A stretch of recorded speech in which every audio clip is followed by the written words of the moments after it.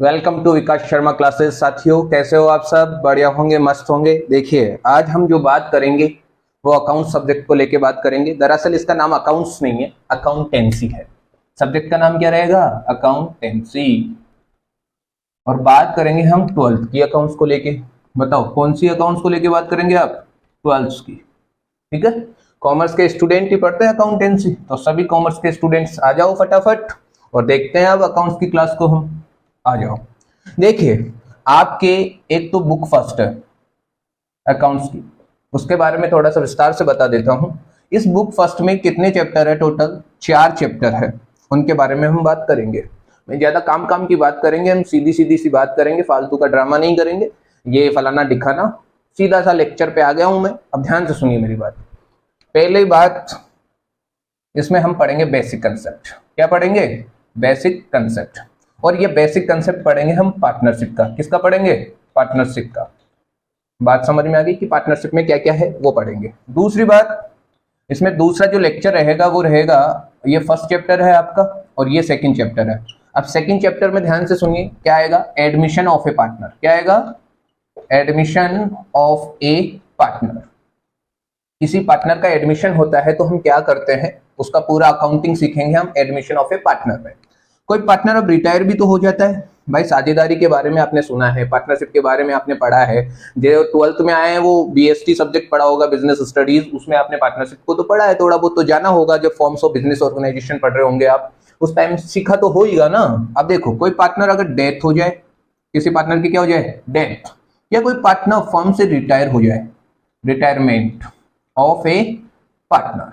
कोई partner firm को छोड़ के चला जाए, ये क्या हो जाए? वो रिटायर हो जाए, तो क्या ट्रीटमेंट होगा, उसकी अकाउंटिंग कैसे होगी। और लास्ट, आप पार्टनरशिप को क्या करोगे? बंद करोगे। तो पार्टनरशिप को बंद करने को बोलते हैं dissolution. Dissolution of partnership firm. Partnership firm. ये 4 चैप्टर है। ये फर्स्ट बुक में कितने चैप्टर है आपके? 4 चैप्टर है। आज हम बात करेंगे इस फर्स्ट चैप्टर को लेके, इसमें क्या क्या है और क्या क्या हम पढ़ेंगे। थोड़ा सा इसके बारे में मैं विस्तार से बताते जाऊंगा और इसमें क्या क्या पढ़ने वाले हैं, फिर मैं एक एक लेक्चर के थ्रू आपको समझाऊंगा। ओके, तो एक बार नोट कर लीजिए अपने सिलेबस को। फर्स्ट बुक का सिलेबस क्या है वो देख लीजिए आप। और कम से कम ये जो फर्स्ट बुक है आपकी, ये कैरी करती है 35 मार्क्स। कितने मार्क्स लेके चलती है ये? 35 मार्क्स आपके बोर्ड एग्जाम में। तो ये चारों चैप्टर बहुत ही इंपॉर्टेंट है। ठीक है, अब ध्यान से सुनिए मेरी बातों को। अब बात करते हैं, अपना फर्स्ट चैप्टर है बेसिक कंसेप्ट का और पार्टनरशिप को लेके है। देखिए, पार्टनरशिप एक्ट कौन सा है आपका, पहले ये बात देख लेते हैं। पार्टनरशिप एक्ट, इसे बोलते हैं इंडियन पार्टनरशिप एक्ट। क्या बोलोगे आप? Indian partnership act. और ये है आपका 1932। इस 1932 का जो सेक्शन 4 है, सेक्शन 4, इसमें दे रखी है इसकी डेफिनेशन। क्या दे रखी है इसकी? डेफिनेशन। बेटा, पार्टनरशिप की डेफिनेशन कौन से सेक्शन में है? सेक्शन 4 में है। और सेक्शन 4 के अनुसार इसकी डेफिनेशन बोल रखा है कि 2 या 2 से अधिक व्यक्ति कोई व्यापार करते हैं और उस व्यापार के लाभों को बांटने के लिए सहमत होते हैं। उसका संचालन उनमें से कोई एक कर रहा है या सभी कर रहे हैं। समझ रहे हो? कोई बिजनेस करेंगे, 2 या और मोर पर्सन क्या करेंगे? कोई बिजनेस को कैरी करेंगे, उसके प्रॉफिट और लॉसेस को डिस्ट्रीब्यूट करेंगे और उसको कैरी कोई एक करेगा या वो सबके द्वारा कैरी किया जाएगा। उसी को क्या बोलोगे आप? पार्टनरशिप बोलोगे। क्या बोलोगे उसी को? पार्टनरशिप। ये कौन सा सेक्शन बता रहा है आपको? सेक्शन 4। तो बताओ, समझ में आ गया सेक्शन 4 क्या बता रहा है? पार्टनरशिप की डेफिनेशन बता रहा है। क्लियर है बात? अब ध्यान से सुनना।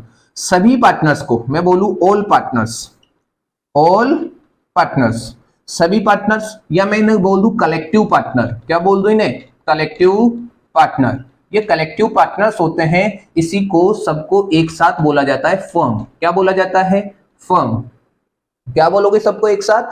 फर्म बोलोगे। बात समझ में आ रही है? और जिस नाम से ये क्या कर रहे हैं, जिस नेम से क्या चला रहे हैं, ये अपना बिजनेस चला रहे हैं, उस नेम से क्या बन जाएगा? वो फर्म नेम। क्या बन जाएगा? वो फर्म नेम। बताओ, समझ में आया क्या फर्म नेम क्या होता है? ध्यान से सुनना। सभी पार्टनर्स को, कलेक्टिव पार्टनर्स को क्या बोला जाएगा? फर्म बोला जाएगा। और ये फर्म जिस नेम से क्या करेगी? बिजनेस करेगी, उसी नेम को क्या बोला जाएगा? फर्म नेम बोला जाएगा। मैं जो जो बातें बता रहा हूं ध्यान से सुनिएगा। मैंने बताया इंडियन पार्टनरशिप एक्ट कौन सा है आपका? 1932।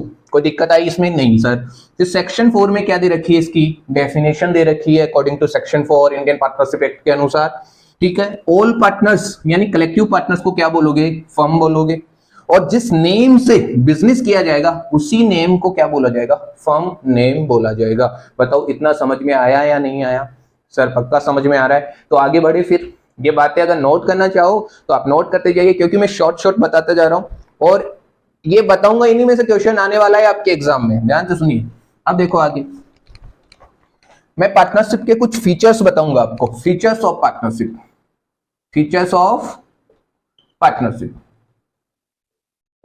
अब देखिए फीचर्स यानी विशेषताएं बता रहा हूं मैं आपको पार्टनरशिप की। देखिए फर्स्ट, 2 और मोर पर्सन, कितने रहेंगे? 2 और मोर पर्सन आपको मिलेंगे पार्टनरशिप में। 2 या 2 से अधिक व्यक्ति रहेंगे, वो कम से कम 2 व्यक्ति तो चाहिए ना, पार्टनरशिप कर रहे हो तो कितने व्यक्ति चाहिए? कम से कम 2 व्यक्ति, और उससे ज्यादा भी हो सकते हैं। ये आपका पहला कैरेक्टरिस्टिक्स है। दूसरा देखिए, उनके बीच क्या होना चाहिए? एग्रीमेंट। क्या होना चाहिए? एग्रीमेंट, या मैं बोल दूं कॉन्ट्रैक्ट। क्या होना चाहिए? कॉन्ट्रैक्ट। क्लियर है बात? थर्ड देखिए, ये कॉन्ट्रैक्ट कर रहे हैं तो इनके बीच क्या होगा? एक बिजनेस होगा। क्या होगा? बिजनेस भी करेंगे ये, यानी ट्रेडिंग किसका करेंगे? बिजनेस तो होना जरूरी है। फिर देखिए प्रॉफिट शेयरिंग रेशियो होगा इनके, प्रॉफिट शेयरिंग रेशियो, ये भी है इनका एक काम बनेगा। भाई जो भी लाभ होगा उसको कुछ तो शेयर करेंगे, तो वो प्रॉफिट शेयरिंग रेशियो भी होगा। फिर आ जाएगा आपका म्यूचुअल एजेंसी। क्या रहेगी? Mutual agency. म्यूचुअल एजेंसी का होना जरूरी है पार्टनर्स के बीच। अब ध्यान से सुनिए, 6 last point, liability of A partner. Liability of A partner, liability क्या होगी पार्टनर्स की? यानी मैं लायबिलिटीज की बात करूंगा, liability of partners, liability of partners. ये 6 बातें बता रहा हूं मैं इनके कैरेक्टरिस्टिक्स की, और एक एक बात समझाऊंगा, ध्यान से समझना मेरी बात। बताओ ज्यादा से ज्यादा कितने व्यक्ति हो सकते हैं पार्टनरशिप में? सर ये तो अभी डिफाइन नहीं है, लेकिन आपका 464 और आपका कंपनीज एक्ट का ये तो सेक्शन 464 बोलता है, और जो आपके रूल होते हैं 2013 और 14 उसका रूल नंबर 10 वो भी बताते हैं। ये मैक्सिमम तो बता रखे हैं 100 और इसके अकॉर्डिंग बता रखे हैं 50। तो आपको नॉर्मली मैक्सिमम कितना मानना है? 50 मानना है। कितने पार्टनर्स हो सकते हैं? मैक्सिमम 50। आगे बात समझ में, 50 पार्टनर्स हो सकते हैं मैक्सिमम, और मिनिमम कितने हो सकते हैं? 2 हो सकते हैं। क्लियर है मेरी बात? एग्रीमेंट या कॉन्ट्रैक्ट क्या होता है ये ध्यान से समझना। एग्रीमेंट और कॉन्ट्रैक्ट, देखिए सबसे पहले प्रपोजल होता है। क्या होता है सबसे पहले? प्रपोजल। और इस प्रपोजल को एक्सेप्ट किया जाता है तो बनता है क्या? क्या बनता है? जब प्रपोजल को एक्सेप्ट करोगे तो वो बन जाएगा क्या? आपका प्रॉमिस। क्या बन जाएगा वो? प्रॉमिस। सर इस प्रॉमिस को, ये एक एक बात बताऊंगा मैं, अभी लिख लेता हूं मैं। अगर इस प्रॉमिस में क्या शामिल हो? कंसीडरेशन। क्या शामिल हो? कंसीडरेशन। तो ये बन जाता है डीड। क्या बन जाता है? डीड। अगर ये डीड किसके अकॉर्डिंग हो? एनफोर्सेबल बाय लॉ हो, एनफोर्सेबल बाय लॉ, कानून के द्वारा लागू होने वाला हो, तो ये बनता है कॉन्ट्रैक्ट। क्या बनता है? कॉन्ट्रैक्ट। मैं मेरे साथी से बोला कि मेरा पार्टनर बनेगा क्या, तो मैंने उसको क्या रखा? प्रपोजल, यानी प्रस्ताव रखा कि भाई मेरा पार्टनर बनेगा क्या? वो बोला हाँ हाँ बनूंगा। तो उसने मेरे को क्या दी? एक्सेप्टेंस दी, स्वीकृति दी। तो क्या बन गया वो? प्रॉमिस। और उस प्रॉमिस में अगर क्या हो? कंसीडरेशन। मतलब कंसीडरेशन का मतलब कुछ के बदले कुछ, यानी हम कैपिटल लगाएंगे बिजनेस में, और बिजनेस को कैपिटल लगा के हम प्रॉफिट कमाएंगे, यानी वो हम क्या कर रहे हैं? हमारा कंसीडरेशन बनेगा। और जब प्रॉमिस और कंसीडरेशन मिलके क्या बन जाता है? डीड बन जाता है, ठहराव। और हम कोई भी व्यापार करेंगे तो वो व्यापार बेटा लीगल होना चाहिए कानून की दृष्टि में, तो उसे बोलते हैं एनफोर्सेबल बाय लॉ। अगर वो एनफोर्स कर रहा है लॉ, उसे लागू कर रहा है लॉ, तो हम उसे बोल देंगे क्या? कॉन्ट्रैक्ट। हम कोई इलीगल बिजनेस तो नहीं कर रहे ना, कोई चोरी डकैती इनके लिए तो कोई बिजनेस नहीं कर रहे ना। तो इस वजह से यहां पर एनफोर्सेबल बाय लॉ आया है, अगर कानून के तहत वो वैध है तो हम क्या बना देंगे? उसे कॉन्ट्रैक्ट बना देंगे। ये कॉन्ट्रैक्ट होता है आपका, एग्रीमेंट होता है। ठीक है मेरी बात समझ में आ गई ना? अब देखिए बिजनेस तो होना चाहिए, बिजनेस बिना आ गया पार्टनरशिप कैसे करोगे? भाई पार्टनरशिप कर रहे हो तो कोई ना कोई बिजनेस तो चाहिए ना। तो एक फीचर्स ये भी है कि आपका क्या होना चाहिए? बिजनेस। और बिजनेस होगा तो बताओ आप जो कमाई करोगे, जो भी प्रॉफिट कमाओगे उसको बांटोगे कैसे? तो प्रॉफिट शेयरिंग रेशियो का होना भी जरूरी है। अब ये इंपॉर्टेंट फंक्शन है म्यूचुअल एजेंसी। इसका मतलब समझना, म्यूचुअल एजेंसी का मतलब ध्यान से सुनिए, एक पार्टनर प्रिंसिपल भी होता है और एक पार्टनर एजेंट भी होता है। ध्यान से सुनना, ये ए एक पार्टनर है, ये प्रिंसिपल भी है और दूसरा ये एजेंट भी है। क्लियर है बात? ऐसे ही बी, ये प्रिंसिपल भी है और क्या है, एजेंट भी है।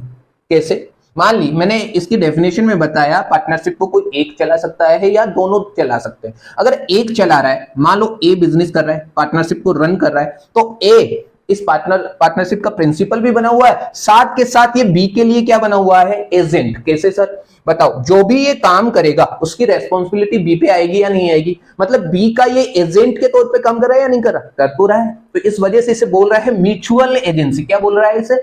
म्यूचुअल एजेंसी बोला जा रहा है इसे। आगे के बात समझ में कैसे बोला जा रहा है, ध्यान से सुनना। ए कोई भी कांटेक्ट करता है किसी थर्ड पार्टी से और उससे कोई लायबिलिटी क्रिएट होती है, ओ तो बताओ उस लायबिलिटी का पेमेंट बी को करना पड़ेगा या नहीं करना पड़ेगा? करना तो पड़ेगा। इसी वजह से एक पार्टनर प्रिंसिपल भी होता है, एजेंट भी होता है, इसी को बोला जाता है म्यूचुअल एजेंसी। इसी के बाद liability of A partner. Liabilities होती है जो पार्टनर्स की, वैसे क्या होती है, अनलिमिटेड। क्या होती है? अनलिमिटेड। लेकिन अगर लायबिलिटी के बेसिस पे हम पार्टनरशिप को डिवाइड करें तो दो भागों में बढ़ जाती है। वो कितने पार्ट्स में बढ़ जाएगी? दो भाग में। जैसे एक तो लिमिटेड पार्टनरशिप, एक लिमिटेड लायबिलिटी वाली बढ़ जाएगी, एक अनलिमिटेड लायबिलिटी वाली बढ़ जाएगी।